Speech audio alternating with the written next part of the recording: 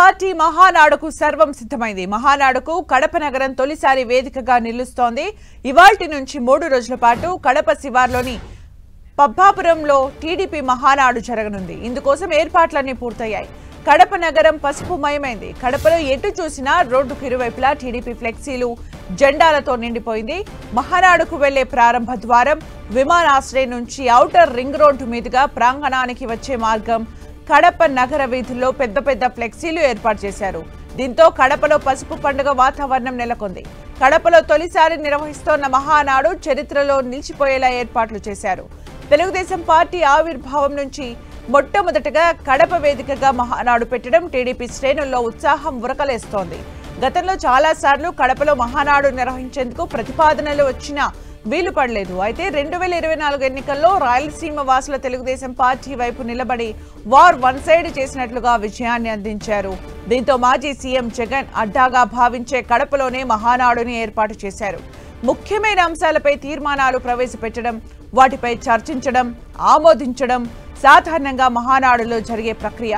ఈసారి దానికి కొంత భిన్నంగా టీడీపీ మూల సూత్రాలు, భవిష్యత్ లక్ష్యాలకు అనుగుణంగా 6 ప్రధాన అంశాల ప్రాతిపదికన చర్చించనున్నారు.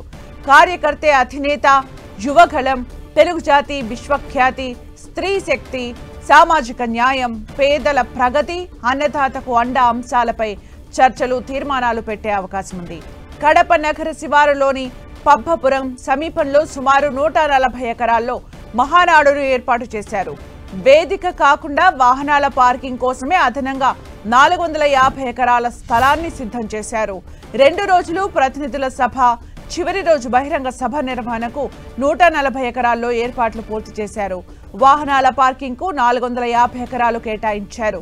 వేదికపై దాదాపు 450 మంది ఆసీనులు కానున్నారు. వేదికకి చేరుకోవడానికి కడప రింగ్ రోడ్ నుంచి 15 రహదారుల్ని ఏర్పాటు చేశారు. తెలుగు తమ్ముళ్లకి ఏ ఇబ్బంది తలెత్తకుండా టీడీపీ 19 కమిటీలు ఏర్పాటు చేసింది.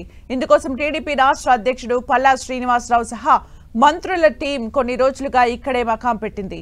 జన సమీకరణ కూడా భారీగా చేపట్టారు. మంగళవారం, బుధవారం ప్రతినిధుల సభకి 23,000 మంది హాజరవుతారని అంచనా. అలానే వేదికపైన చంద్రబాబుతో పాటు దాదాపుగా 400 మంది ముఖ్య నేతలు ఆసీనులయ్యేలా ప్లాన్ చేశారు. ప్రతినిధుల సభ, బహిరంగ సభకు వచ్చే ప్రజలకు అన్ని రకాల సదుపాయాలు పూర్తి చేశారు.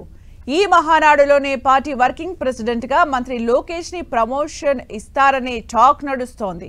ఈ మేరకు పార్టీ లీడర్ల నుంచి డిమాండ్లు వినిపిస్తున్నాయి కూడా. ఈ వేదిక నుంచే పార్టీకి, ప్రజలకు అనుసంధానంగా ఉండేలా రూపొందించిన మై టీడీపీ యాప్ ను ఆవిష్కరించబోతున్నారు. మొదటి రోజు సభలో తెలుగుదేశం పార్టీ మౌలిక సిద్ధాంతాలు, 6 సూత్రాల ఆవిష్కరణ, నియామావళిలో సవరణలపై ప్రధాన చర్చ జరగనుంది. రెండో రోజు ప్రతినిధుల సభతో పాటు యుగ పురుషుడు ఎన్టీఆర్ కు నివాళి, 6 సూత్రాలపై చర్చలో భాగంగా కూటమి ప్రభుత్వం చేపట్టిన అభివృద్ధి, సంక్షేమ కార్యక్రమాలపై రూపొందించిన ముసాయిదా తీర్మానాలపై నేతలు విస్తృతంగా చర్చించనున్నారు. ఇక మూడో రోజు భారీ బహిరంగ సభ ఏర్పాటైంది. దీనికి కనీసం 10 లక్షల మంది హాజరవుతారని అంచనాలున్నాయి. మహానాడు అంటేనే రాజకీయ ప్రసంగాలు, తీర్మానాలతో పాటు వచ్చే వారి కోసం పసందైన వంటకాలు సిద్ధమవుతాయి. ఈసారి టీడీపీ క్యాడర్ కోసం సీమ రుచులు అందించేందుకు రంగం సిద్ధం చేశారు. దానికోసమే 4 భోజనశాలలు ఏర్పాటు చేశారు. భద్రతాపరంగా ఎలాంటి అవాంఛనీయ సంఘటనలు జరగకుండా మహానాడు కోసం పోలీసులు ప్రత్యేక నిఘా విభాగంతో పాటు జిల్లాలో 15 చోట్ల చెక్ పోస్టులు ఏర్పాటు చేశారు. ఆక్టోపస్ టీం, ఎంఎస్జీ, ప్రత్యేక బలగాలు, ఇలా 5,000 మంది పోలీసులతో గట్టి బందోబస్తు ఏర్పాటు చేశారు. రాయలసీమ అభివృద్ధి లక్ష్యంగా మహానాడులో నేతలు ప్రత్యేకంగా చర్చించనున్నారు. కూటమి ప్రభుత్వ ఏడాది పాలనపై రూపొందించిన 14 తీర్మానాలు, 4 ఉమ్మడి తీర్మానాల్ని చర్చించి ఆమోదించనున్నారు. రాయలసీమ ఫ్యాక్షన్ కట్టడికి గత టీడీపీ ప్రభుత్వం తీసుకున్న చర్యలు, ఆ ప్రాంతాన్ని సస్యశ్యామలం చేసేందుకు హంద్రీ, నీవా, గాలేరు, నగరి, తెలుగు గంగ, ముచ్చుమరి ప్రాజెక్టుల నిర్మాణాల పూర్తి వరకు వివిధ అంశాలను ప్రజల్లోకి తీసుకెళ్లడంపై చర్చించారు.